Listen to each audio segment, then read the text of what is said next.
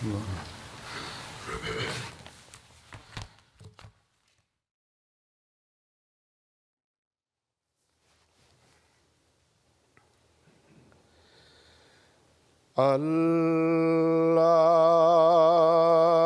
أكبر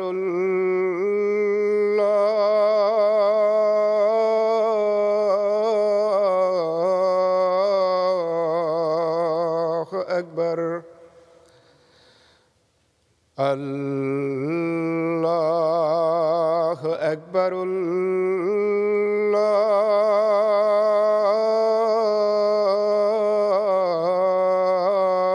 الله أكبر أشهد أن لا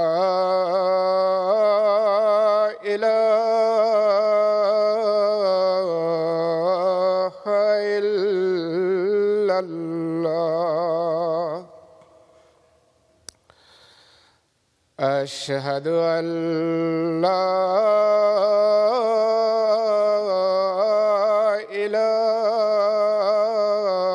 إله إلا الله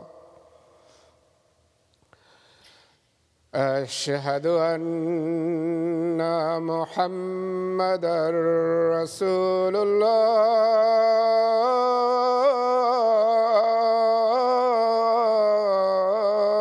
الله أشهد أن محمدًا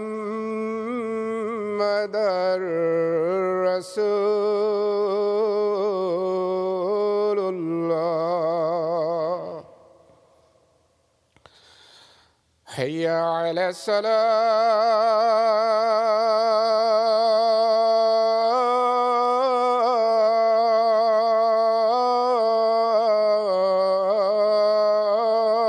الصلاة حي على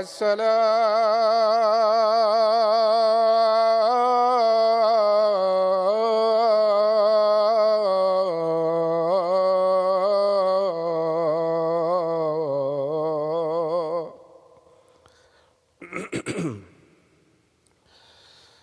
حي على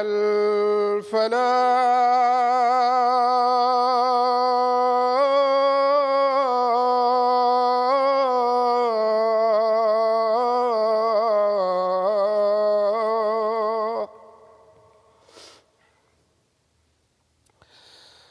حي على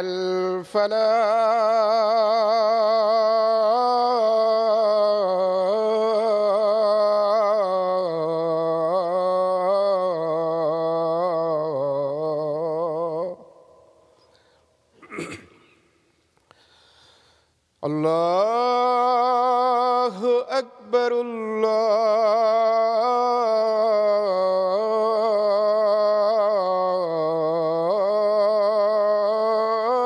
الله أكبر لا إله إلا الله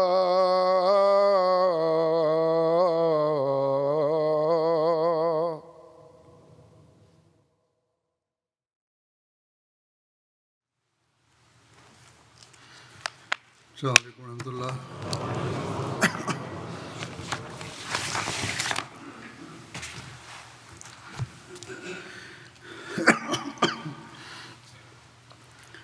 أشهد أن لا إله إلا الله وحده لا شريك له وأشهد أن محمدًا عبده ورسوله أما بعد فأعوذ بالله من الشيطان الرجيم بسم الله الرحمن الرحيم الحمد لله رب العالمين الرحمن الرحيم مالك يوم الدين إياك نعبد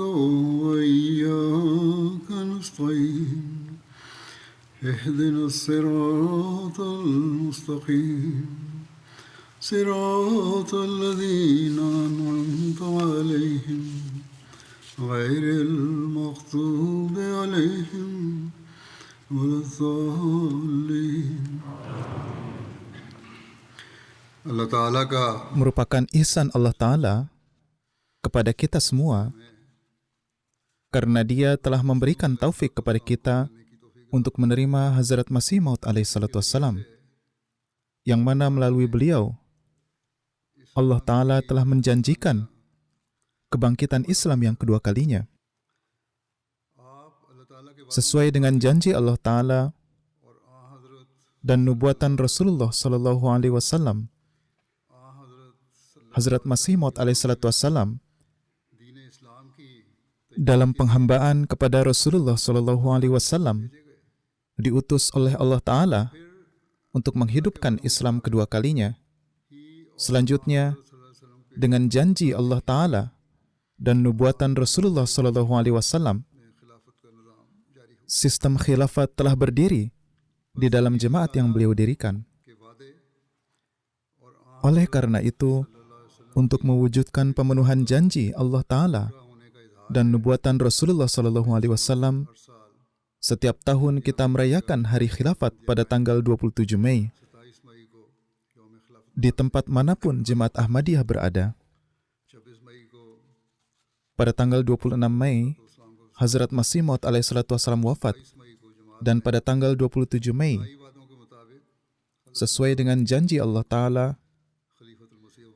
terpilihlah Hazrat Maulana Hakim Nuruddin radhiyallahu ta'ala anhu sebagai Khalifatul Masih yang pertama. Beliau mengambil baiat untuk meneruskan misi Hazrat Masih Maud alaihissalatu wassalam. Kemudian setelah kewafatan Hazrat Khalifatul Masih awal radhiyallahu ta'ala anhu, jemaat kembali berkumpul di bawah tangan Hazrat Khalifatul Masih Sani radhiyallahu ta'ala anhu. Dan meskipun ada beberapa penentangan dari dalam jemaat dan segala bentuk keadaan yang tidak menguntungkan, kita menyaksikan pemandangan pertolongan dan dukungan Allah Ta'ala. Kekhilafatan beliau berlangsung selama kurang lebih 52 tahun, di mana kita menyaksikan pemandangan karunia-karunia yang sangat besar dari Allah Ta'ala. Setelah kewafatan Hazrat Khalifatul Masih Sani, masa kekhalifahan yang ketiga pun dimulai. Dan pada masa ini kita menyaksikan bagaimana kemajuan jemaat. Para penentang melakukan upaya yang besar untuk menghancurkan jemaat. Namun yang kita saksikan hanyalah pemandangan kemajuan di dalam jemaat. Kemudian setelah kewafatan Hazrat Khalifatul Masih Salis rahimahullah, Allah Ta'ala sekali lagi memperlihatkan kodratnya.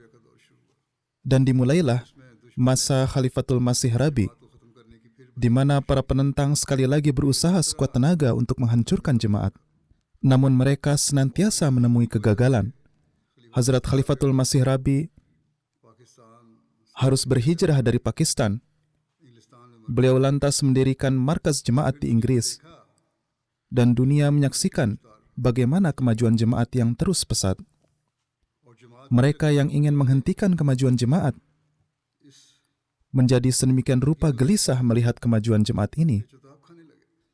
Kemudian setelah kewafatan Hazrat Khalifatul Masih Rabi rahimahullah, Allah Ta'ala sekali lagi mewujudkan pemenuhan janji sucinya dengan terpilihnya khalifah yang kelima. Terlepas dari banyaknya kekurangan yang saya miliki, Allah Ta'ala memberikan pertolongan dan dukungan yang luar biasa kepada saya, sehingga jemaat ini terus mengalami kemajuan yang lebih jauh lagi. Jemaat Ahmadiyah tersebar di puluhan negara baru. Allah Ta'ala telah membimbing umat manusia di ratusan kota dan wilayah dengan menunjukkan pertolongan dan dukungannya kepada khilafat dan menanamkan gejolak semangat ke dalam hati orang-orang untuk menjalin ikatan dengan khilafat.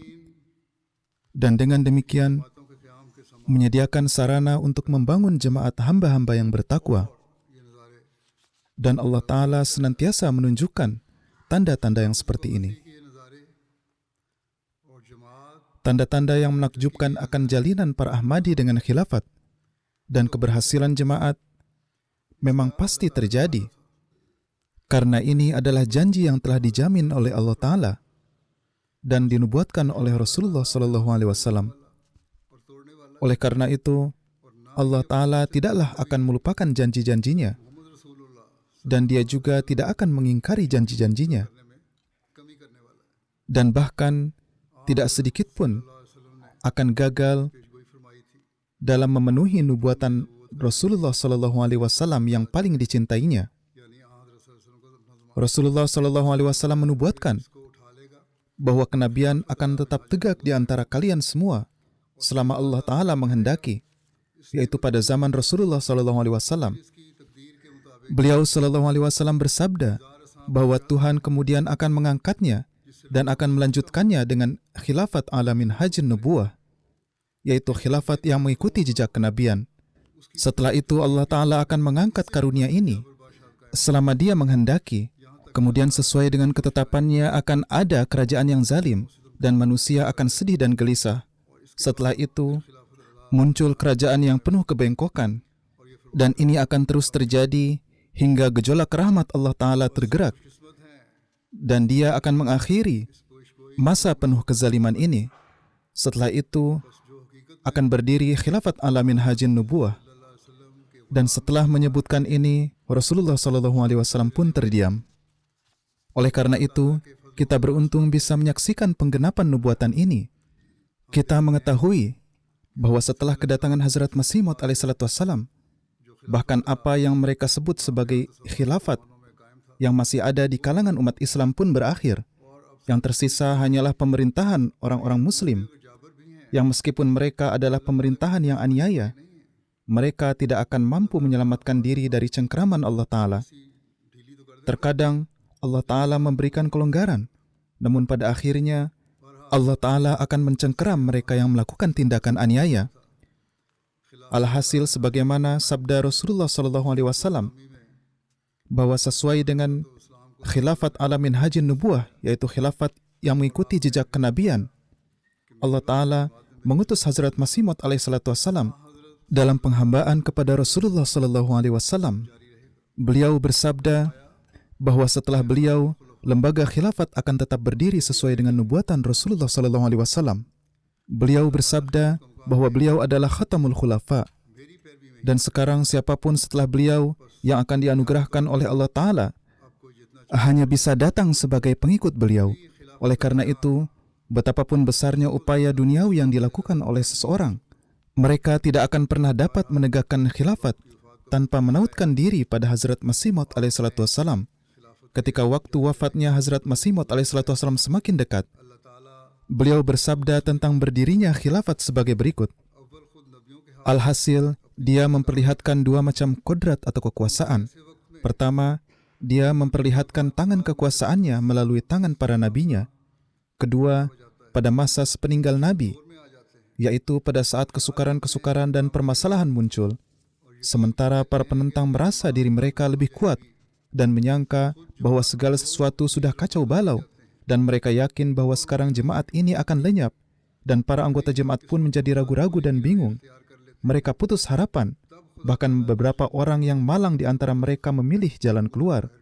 Maka dalam keadaan seperti ini, Allah Ta'ala untuk kedua kalinya menunjukkan kodratnya yang amat kuat, dan jemaat yang hampir roboh ini ditopangnya kembali. Maka orang-orang yang bersabar sampai akhir, mereka akan menyaksikan mukjizat Allah Ta'ala ini. Seperti inilah yang pernah terjadi di zaman Hazrat Abu Bakar Siddiq radhiyallahu an. Ketika kewafatan Rasulullah SAW dianggap belum waktunya, dan banyak orang-orang di pedalaman yang tidak tahu apa-apa menjadi murtad, para sahabat Rasulullah SAW karena terlampau didera oleh kesedihan, hampir-hampir seperti gila karenanya. Pada saat itulah Allah Ta'ala mengangkat Hazrat Abu Bakar Siddiq untuk memperlihatkan kodratnya kedua kali, dan jemaat Islam yang hampir-hampir akan tumbang itu ditopangnya kembali dan menggenapi janji yang tertuang dalam ayat walayumakkinanna lahum dinahum allazir tadallahum walayubaddilannahum min ba'di khaufihim amna. Artinya setelah kecemasan dan ketakutan kami akan menegakkan mereka kembali. Kemudian bersabda, oleh sebab itu wahai saudara-saudara, karena sejak dahulu begitulah sunnatullah, bahwa Allah Ta'ala menunjukkan dua kudratnya, supaya diperlihatkannya bagaimana cara menghapuskan dua kegirangan semu dari musuh. Maka sekarang tidak mungkin Allah Ta'ala akan meninggalkan sunnahnya yang tidak berubah-ubah itu. Maka janganlah kamu bersedih hati karena uraianku yang aku terangkan di hadapanmu ini. Jangan hendaknya hatimu bersedih, karena bagimu perlu pula melihat kudrat yang kedua.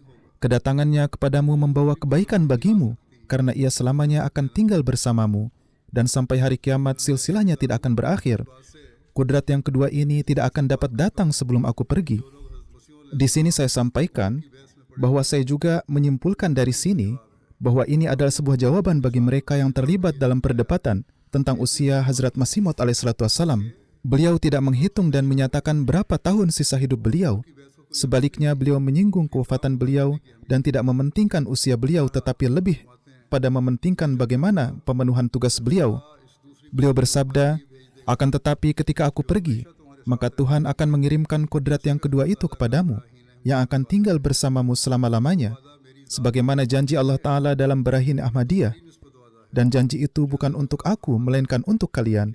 Seperti firman Allah Ta'ala, aku akan menjadikan jemaat ini, yakni pengikut-pengikut engkau, unggul di atas golongan-golongan lain sampai hari kiamat. Oleh karena itu, tidaklah dapat dihindari bahwa kalian akan menyaksikan hari perpisahan denganku, sehingga sesudah itu barulah datang hari yang menjadikan hari perjanjian yang kekal. Tuhan kita adalah Tuhan yang maha menepati janji, setia dan benar.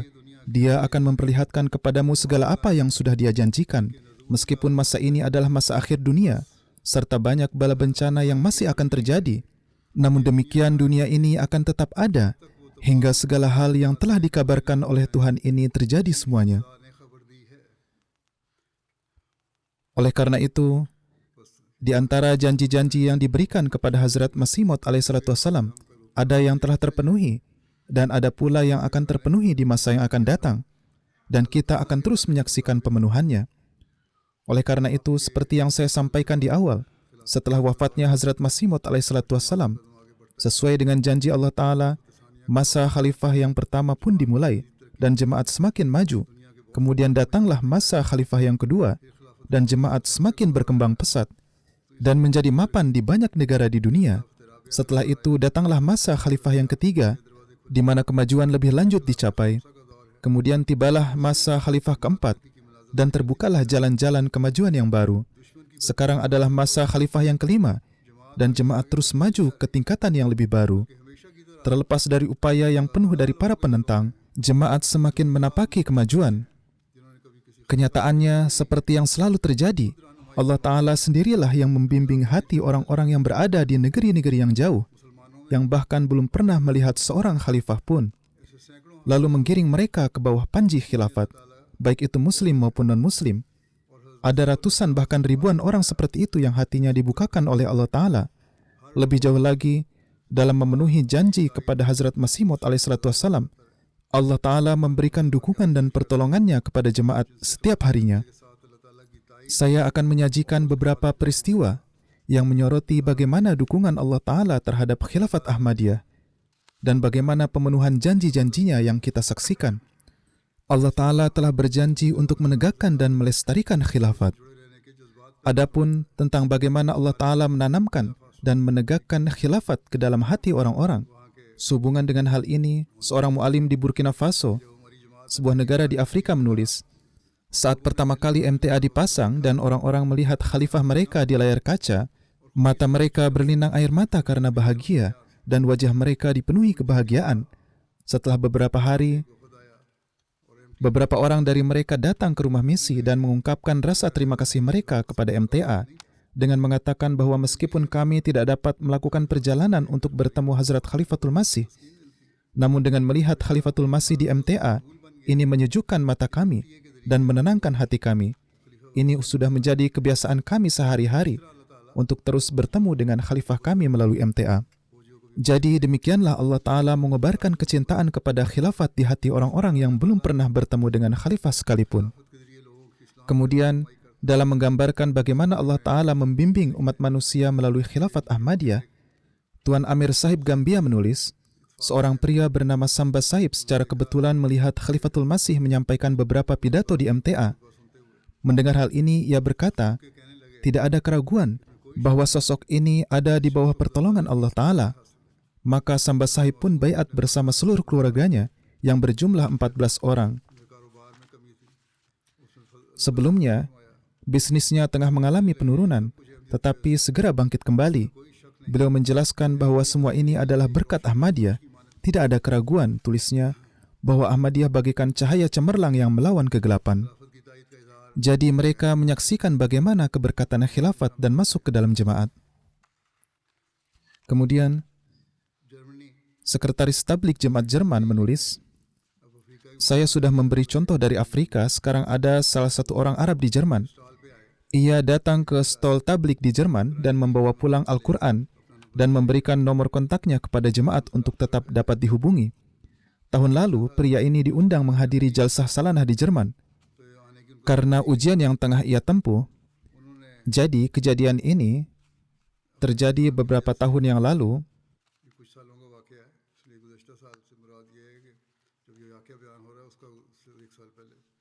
Karena sedang menghadapi ujian, pria tersebut tidak dapat menghadiri jalsah, namun mengirim kakak laki-lakinya untuk menggantikannya.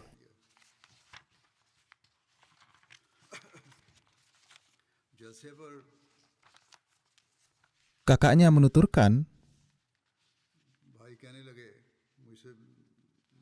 setelah mendengar pidato saya di jalsah, ia menyatakan bahwa sosok ini sungguh merupakan sosok yang mendapat pertolongan khusus dari Allah Ta'ala. Jadi, Allah Ta'ala lah yang menempatkan kebenaran khilafat di dalam hatinya. Kemudian, pria tersebut pun mengisi formulir baiat malam itu juga dan bergabung ke dalam jemaat. Jadi, hanya Allah Ta'ala lah yang dapat menanamkan perasaan seperti itu di dalam hati manusia. Dan dia melakukan ini sesuai dengan janji-janjinya. Kemudian teman Arab lainnya yang saya sebutkan, meskipun temannya tidak baiat pada malam itu juga, ia terus bertanya tentang jemaat. Ia juga ikut serta dalam mulakat orang-orang Arab dengan saya. Dalam mulakat ini, beliau ingin mengajukan pertanyaan tentang konsep pengkafiran, namun ada orang lain yang menanyakan pertanyaannya terlebih dahulu. Setelah mendengar jawaban saya, hatinya pun menjadi tentram, dan ia pun mengisi formulir baiat. Kemudian, Tuan Amir Gambia menulis tentang bagaimana Allah Ta'ala mengumpulkan jiwa-jiwa yang suci dan memasukkan mereka ke dalam jemaat dan memenuhi janji mengenai dukungan Allah Ta'ala kepada khilafat. Beliau berkata, ada sebuah tempat bernama Kirgaur. Ketika jemaat didirikan di sana, seorang pria bernama Al-Haj Faiz Sahib sangat menentang jemaat. Ia bahkan tidak mau menyentuh buku-buku jemaat. Namun para dai ilallah kita tidak putus harapan, dan secara terus-menerus mereka bertabligh kepadanya. Suatu hari diadakan acara tarbiyat untuk para Ahmadi baru di desa tersebut. Para dai kita dapat meyakinkannya bahwa meskipun ia tidak ingin membaca buku apapun, ia setidaknya datang sekali saja ke rumah misi dan ikut serta dalam program tersebut. Para dai mengatakan bahwa mereka tidak akan bertabligh kepadanya sama sekali, dan mereka juga tidak akan berbicara kepadanya tentang hal itu sama sekali. Oleh karena itu, ketika pria ini datang ke rumah misi, ia berkata, saya tidak ingin ikut serta dalam kelas Anda. Saya hanya bisa duduk di ruang televisi ini dan menonton televisi. Jadi mereka mendudukkannya di ruangan ini dan menayangkan MTA di televisi. Setelah meninggalkannya di sana, orang-orang lainnya pergi ke masjid untuk menghadiri acara tersebut. Alhasil, selama itu ia mendengarkan khutbah Jumat saya di MTA. Ketika mereka kembali melakukan pembicaraan setelah kelas selesai, ia mulai berkata, sosok ini bukanlah seorang pembohong. Artinya khilafat ini adalah khilafat yang sejati. Kini tidaklah mungkin bagiku untuk berpaling dari hal ini. Maka beliau pun baiat bersama 10 orang keluarganya dan bergabung ke dalam jemaat. Jadi mungkinkah ini adalah hasil usaha manusia? Sesungguhnya Allah Ta'ala sendirilah yang menggenapi janji-janjinya. Ada lagi peristiwa tentang bagaimana meningkatnya hubungan erat dengan khilafat dan tentang terpenuhinya janji Allah Ta'ala. Di sebuah tempat di kota bernama Wandere di Kamerun, ada 8 keluarga yang baiat dan masuk ke dalam jemaat. Para mubai'in baru mengatakan, MTA telah selamanya mengubah kehidupan anak-anak kami, dan pengetahuan agama mereka pun meningkat. Ada seorang pemuda di antara mereka yang bernama Abdul Rahman, yang sedang menempuh ujian O-Level. Ia rajin mendengarkan khutbah saya dan sangat menjunjung tinggi khutbah. Setiap hari Jumat, ia berkata kepada guru di sekolahnya, "Saya harus pulang untuk mendengarkan khutbah Jumat. Saya sanggup tidak sekolah, tapi saya tidak dapat meninggalkan khutbah Jumat." Inilah derajat keimanannya. Ayahnya mengatakan bahwa setiap hari Jumat, ia biasa datang untuk mendengarkan khutbah Jumat. Abdurrahman sendiri mengatakan, dengan mendengarkan khutbah Jumat, keimanan dan ilmu saya bertambah. Keburukan apapun yang dahulu saya lakukan, semuanya telah saya tinggalkan. Jadi inilah orang-orang yang menepati janjinya untuk membangun hubungan dengan khilafat. Pasti akan tiba saatnya mereka akan maju dan mencapai puncak, karena mereka adalah orang-orang yang ingin menjadi bagian dalam pemenuhan janji ini. Lalu terkait janji menghubungkan khilafat Hazrat Masih Maud alaihissalam melalui bimbingan Allah Ta'ala, ada satu peristiwa lagi. Ada banyak upaya tablik yang dilakukan di suatu tempat di Burkina Faso, namun tidak kunjung berhasil. Ketika mubalik lokal sahib hendak berangkat, beliau berkata kepada mereka yang ditabligi, "Jika Anda datang ke kota, maka datang jugalah ke rumah saya." Jadi setelah beberapa hari, salah seorang dari mereka bernama Baun Sahib datang ke rumah misi, lalu kami menayangkan MTA. Setelah beberapa saat, ketika ia melihat saya di MTA, ia berkata, "Saya pernah melihat sosok ini sebelumnya di dalam mimpi saya."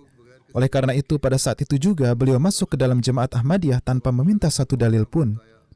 Ketika kembali dan menceritakannya kepada orang-orang di desanya, banyak yang juga kemudian menerima Ahmadiyah. Sekarang dengan karunia Allah, terdapat jemaat yang kuat dan berdiri di desa itu. Kemudian tentang wujud dukungan Allah Ta'ala lainnya, yaitu bagaimana Allah Ta'ala menanamkan hubungan dengan khilafat di dalam hati manusia dan membuka hati mereka terhadap ajaran Islam yang hakiki.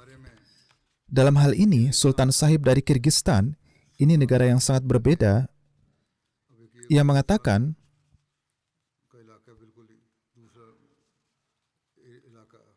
"Putra dan istri saya telah menerima Ahmadiyah sebelumnya. Pada tahun 2017, saya pergi ke rumah misi jemaat setiap hari Jumat. Saat saya dan istri berkendara sekitar 12 km menuju rumah misi jemaat untuk sholat Jumat, kami selalu mendengarkan tayangan ulang khutbah Jumat yang selalu disampaikan oleh khalifah pada saat ini. Beliau berkata, setiap kali saya mendengarkan khutbah ini, keyakinan saya semakin kuat. Oleh karena itu tahun ini, yaitu pada tanggal 2 Mei, ini di tahun 2022, di akhir bulan Ramadan yang penuh berkat, pada hari Idul Fitri, saya melakukan baiat.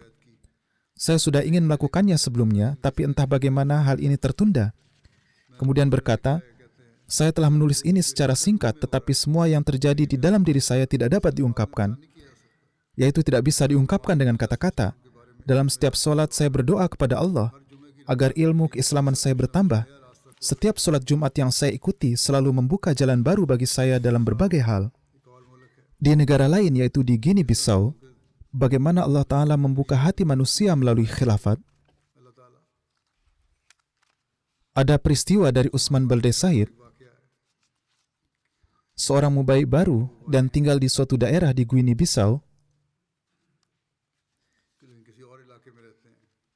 Ketika ia mengetahui bahwa banyak kerabatnya yang sudah menerima Ahmadiyah, ia mengumpulkan beberapa ulama dan pergi ke daerah mereka. Ia mengumpulkan beberapa ulama penentang dan pergi ke sana untuk menentang jemaat. Mubalik lokal kita di sana mengatakan, "Anda pasti ingin melancarkan permusuhan. Namun sebelum itu Anda harus terlebih dahulu mendengarkan pesan kami satu kali saja." Setidaknya masyarakat di sana mempunyai tata krama bahwa meskipun mereka akan menentang, mereka siap mendengarkan terlebih dahulu pesan seseorang. Mereka tidak menunjukkan sifat keras seperti halnya yang dilakukan oleh orang-orang di Pakistan. Namun Maulwi tersebut menolaknya karena hal tersebut memang merupakan sifat ulama penentang, sehingga ia pun menolaknya. Namun Usman Sahib menerima undangan ini dan melanjutkan untuk mendengarkan pesan jemaat. Disampaikanlah tentang kedatangan Hazrat Masih Maud alaihissalam. Kebetulan pada hari itu adalah hari Jumat dan khutbah saya ditayangkan langsung di MTA. Beliau diberitahu bahwa semua Ahmadi mendengarkan khutbah yang disampaikan oleh khalifah, dan jika memiliki waktu tentu sebaiknya mendengarkan khutbah juga, Atas hal ini beliau mengatakan hanya akan mendengarkan khutbah sebentar. Namun ketika mulai mendengarkan khutbah, beliau lupa akan waktu dan mendengarkan keseluruhan khutbah dengan penuh perhatian. Setelah khutbah kemudian berkata, Jemaat Ahmadiyah tidak bisa menjadi kafir seperti yang saya dengar, karena khalifah Anda sedang memaparkan sejarah para sahabat Nabi SAW. Jadi kadang-kadang beberapa orang Ahmadi mempertanyakan mengapa kita perlu menceritakan sejarah Islam. Jadi hal ini telah menjadi sarana tabligh kepada umat Islam lainnya, dan itulah pentingnya hal ini. Dan ini juga menambah pengetahuan kita dalam hal-hal yang bahkan banyak yang tidak mengetahuinya. Beliau bersabda, jemaat yang kafir tidak akan pernah bisa menyajikan sejarah para sahabat Rasulullah. Setelah itu, ia pun berhenti menentang jemaat, dan bersama seluruh keluarganya baiat menerima jemaat. Kini dengan karunia Allah Ta'ala, ia menyebarkan tabligh jemaat di wilayahnya, dan kini telah menjadi pengurus jemaat. Lalu ada lagi peristiwa tentang seorang non-Ahmadi yang dibimbing melalui suara khilafat. Seorang mubalik lokal dari Kongo Kinshasa berkata, gerakan penentangan telah dimulai di salah satu wilayah di sini, di mana beberapa orang non-Ahmadi mulai melancarkan rencana permusuhan mereka. Kemudian setelah 3 bulan, suatu hari, salah satu penentang yaitu Usman Saib menghubungi rumah misi dan menyatakan bahwa ia ingin bergabung ke dalam jemaat bersama seluruh keluarganya. Ketika ditanya alasannya, ia berkata, suatu hari istri saya sedang menonton saluran TV satelit dan kebetulan menemukan saluran Anda yaitu MTA. Karena istri saya tahu bahwa saya berada di garis depan dalam menentang Ahmadiyah, ia memanggil saya.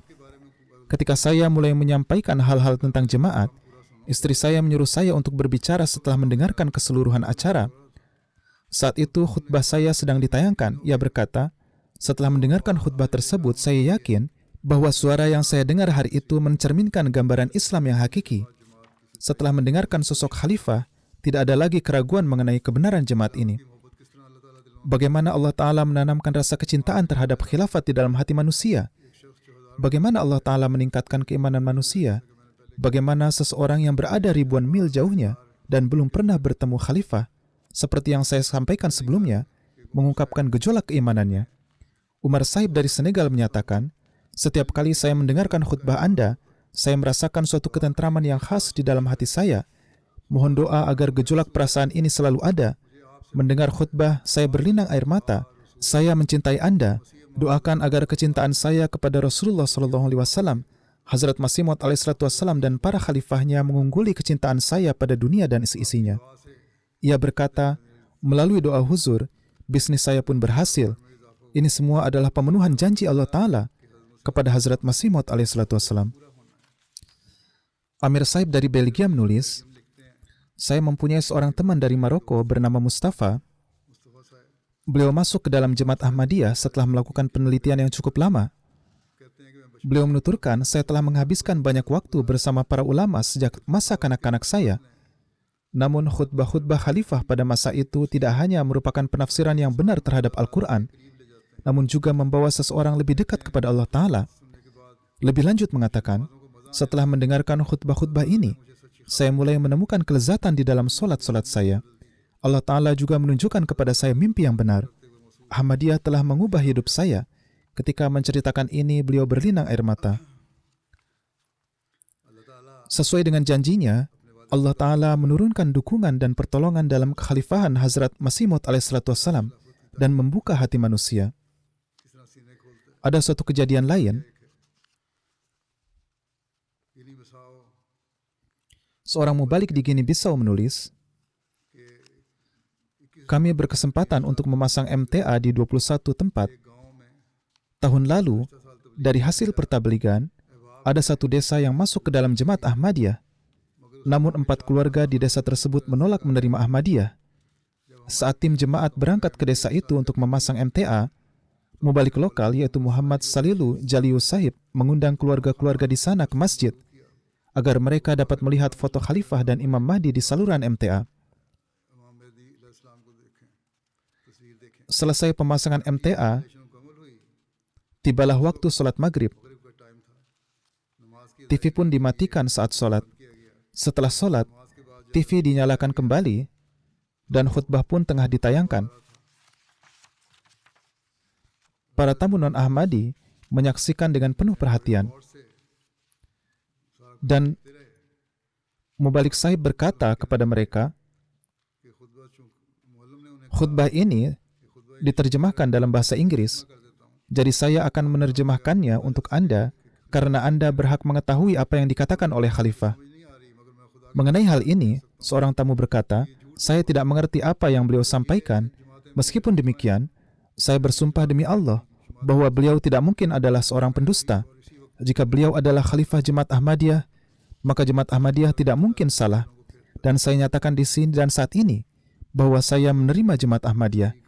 Jadi ini adalah cara lain Allah Ta'ala dalam mengubah hati manusia. Khilafat adalah sarana penting dalam tabligh Islam. Dengannya, orang-orang yang berfitrat suci akan mengetahui ajaran Islam yang hakiki dan masuk ke dalam Jemaat Hazrat Masih Maud alaihissalam. Tuan Amir Sahib dari Gambia menulis, kami pergi ke suatu tempat bernama Sambe untuk tabligh.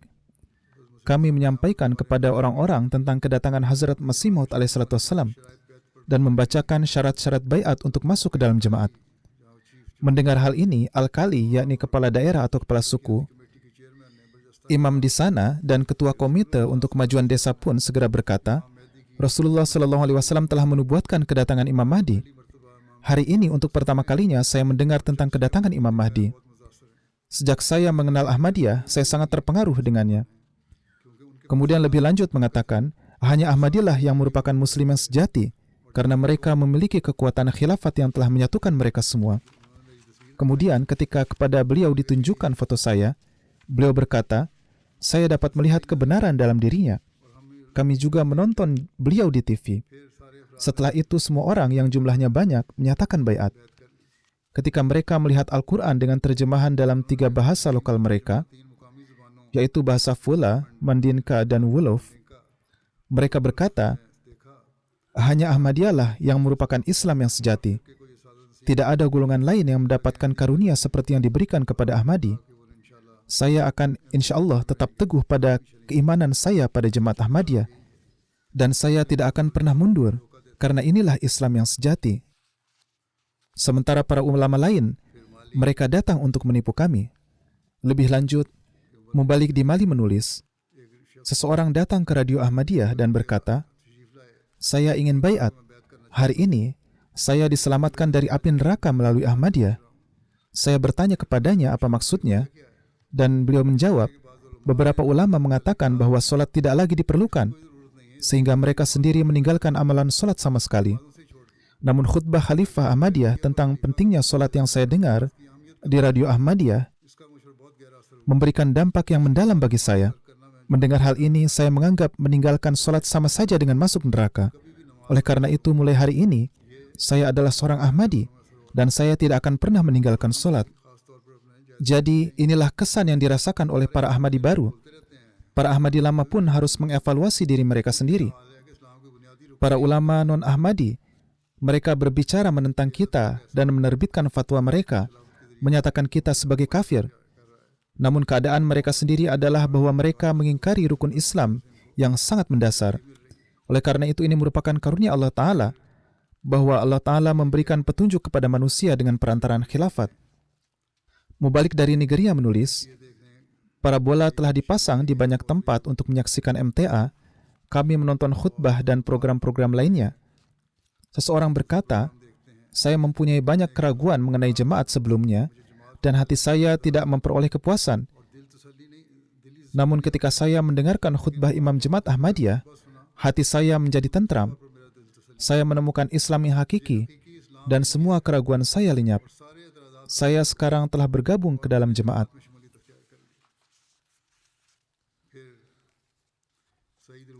Lalu ada lagi peristiwa di Gambia yang menunjukkan betapa orang-orang yang berfitrat suci telah dibimbing. Saat menceritakan mimpinya, Tuan Muhammad menyatakan, tadi malam, dalam mimpi saya melihat seseorang yang datang dan menggenggam erat tangan saya, yaitu orang yang melihat mimpi ini dan berkata, Assalamualaikum warahmatullahi. Beliau tidak mengenali siapa orang ini. Orang-orang memberitahunya bahwa orang itu adalah Imam Jemaat Muslim Ahmadiyah. Keesokan paginya, beliau datang ke rumah misi dan menceritakan mimpinya kepada mubalik lokal setempat. Kemudian mubalik sahib menyalakan MTA dan saat itu tengah ditayangkan khutbah Jumat. Saat beliau melihat saya, langsung berkata, "Ini adalah sosok yang sama yang saya lihat di dalam mimpi saya tadi malam." Setelah itu beliau pun menerima Ahmadiyah. Mubalik yang bertugas di Kamerun menulis bahwa di kota Marua, banyak orang yang menonton MTA Afrika dan juga masuk ke dalam jemaat. Seorang mu'alim dan imam, yaitu Tuan Ahmado mengatakan, melalui menonton MTA, keimanan kami meningkat, dan melalui khutbah khalifah dan program-program dalam bahasa Arab, sebuah cahaya telah berkembang di dalam diri kami, dan ini telah mengalahkan kegelapan. Tampaknya sebelum adanya MTA dan Ahmadiyah, kami sebelumnya seperti halnya binatang, dan sekarang, setelah adanya MTA, kami menjadi manusia. Jadi bagaimana Allah Ta'ala telah membuka hati manusia untuk mendukung khilafat? Ada peristiwa lainnya. Seorang mubalik di Kamerun menulis, pada suatu kesempatan saya sedang menyampaikan khutbah Jumat dan orang-orang perlahan-lahan datang ke masjid. Saya melihat seorang laki-laki yang berjas dan bersorban. Ia tengah memasuki masjid.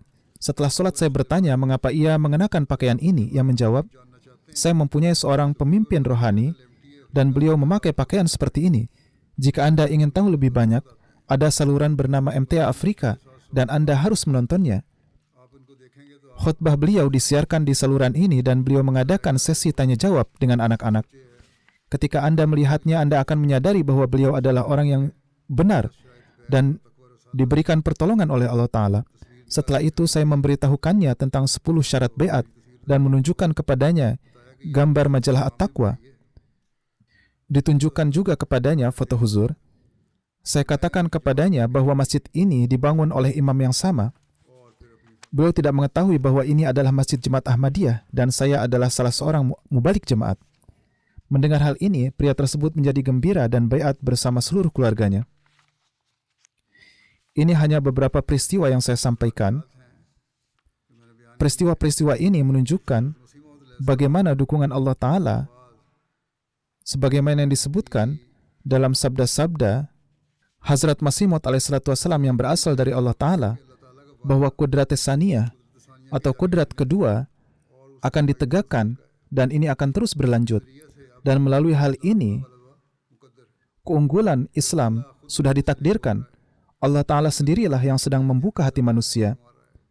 Allah Ta'ala membangun khilafat Ahmadiyah di hati banyak orang dan melekatkan mereka yang memiliki fitrat yang suci kepada khilafat.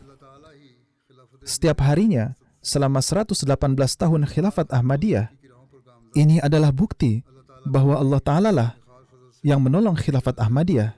Dan seiring berjalannya waktu, Jemaat Ahmadiyah tengah menapaki kemajuan. Semoga Allah Ta'ala memberikan karunia kepada saya untuk memenuhi tanggung jawab besar ini.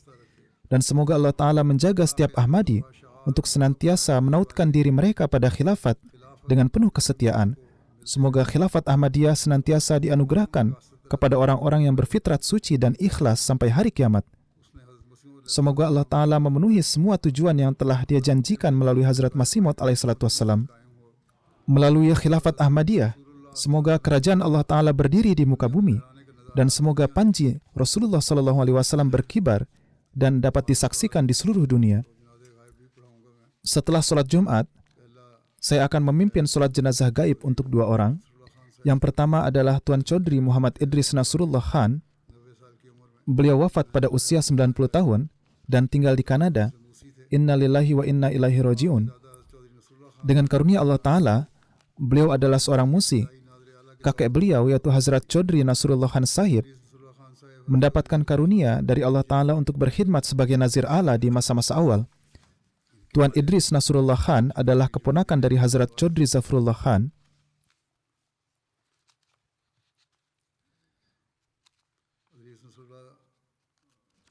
Ayah beliau menjabat sebagai Amir Karachi untuk waktu yang sangat lama. Tuan Idris Nasrullah juga merupakan cicit dari Hazrat Khalifatul Masih Awal. Kakek dari pihak ibu dari Tuan Idris adalah Hazrat Chaudhry Fateh Muhammad Sayyal, yang merupakan salah satu dari awalin wakaf zindagi dan juga salah satu mubalik pertama yang berkhidmat di Inggris. Dan melalui beliaulah ratusan orang masuk jemaat. Tuan Idris Nasrullah mendapat karunia berkhidmat sebagai sekretaris umur ammah di Lahore dalam jangka waktu yang lebih dari 30 tahun. Beliau juga menjabat sebagai anggota Komite Ifta dan Komite Qada dan juga sebagai ketuanya. Pada masa Khalifatul Masih yang ketiga, ketika terjadi kerusuhan besar terhadap jemaat, nama beliau menjadi yang terdepan di antara para pengacara yang memberikan jasa yang sangat bersejarah. Pada sidang pengadilan yang terbentuk akibat peristiwa yang terjadi di Rabuah pada tahun 1974, Tuan Idris Nasrullah hadir di ruang sidang bersama Hazrat Khalifatul Masih Salis rahimahullah. Hazrat Khalifatul Masih Salis telah menunjuk beliau sebagai anggota komite. Beliau juga menghadiri konferensi tentang selamatnya Nabi Isa dari salib yang mewakili jemaat Lahore. Beliau juga mendapat karunia menjadi bagian dari rombongan Hazrat Khalifatul Masih Rabi dari Rabuah ke Karachi pada saat beliau hijrah ke London. Kemudian jenazah kedua adalah Tuan Qamar Idris dari Karachi, putra Chaudhry Aziz Ahmad Sahib Bajwa. Beliau wafat pada usia 90 tahun. Innalillahi wa inna ilaihi raji'un. Beliau adalah cucu dari Chaudhry Muhammad Hussain Sahib dan Hazrat Sardar Begum Sahibah yang merupakan sahabat Hazrat Masih Maud alaihissalam. Dengan karunia Allah Ta'ala, almarhum adalah seorang musi. Beliau meninggalkan seorang istri, 2 putra dan 2 putri. Sejak tahun 1959, beliau bekerja sebagai pegawai negeri sipil dan menjabat selama 35 tahun di berbagai jabatan, baik di pusat maupun di daerah. Beliau selalu dipandang sebagai sosok yang sangat dapat dipercaya dan bertanggung jawab. Akhlak beliau yang sangat baik ini adalah berkat nasihat dari ayah beliau yang disampaikan kepada almarhum selama menjadi pegawai negeri. Ayah beliau mengatakan kepada beliau bahwa beliau akan lebih sedih mendengar Idris menerima suap dibanding jika beliau mendengar bahwa Idris telah meninggal dunia. Ini adalah cara ayah beliau memberikan tarbiyat dan bagaimana memberikan nasihat kepadanya. Beliau juga menerjemahkan ke dalam bahasa Inggris buku terkenal dari Hazrat Chaudhry Zafrullah Khan Sahib, yaitu Tahdis-e Nikmat, dan buku tersebut tersebar di kalangan mereka yang berbahasa Inggris. Pada tahun 1998 hingga tahun 2007, beliau mendapat karunia untuk berkhidmat di Majlis Amilah Jemaat Karachi sebagai sekretaris umur Kharijiyah. Pada masa di pemerintahan, beliau mendapat karunia menjabat sebagai menteri di pemerintahan provinsi. Beliau pernah menulis surat kepada Hazrat Khalifatul Masih Rabi dan mengawali surat tersebut dengan kata-kata Bismillah. Seorang ulama penentang mengajukan laporan terhadap beliau dan beliau telah lama terikat dengan kasus ini. Beliau selalu memperlakukan semua orang dengan penuh kasih sayang dan beliau berupaya melakukan silaturahmi. Bahkan, ulama yang mengajukan perkara terhadapnya ketika kasusnya berakhir, ulama tersebut meminta bantuan keuangan karena keadaan yang sulit dan Tuan Idris memberikan sejumlah besar uang kepadanya. Semoga Allah Ta'ala memberikan ampunan dan karunia-Nya kepada beliau serta memberikan karunia kepada anak cucu beliau untuk tetap meneruskan kebaikan beliau.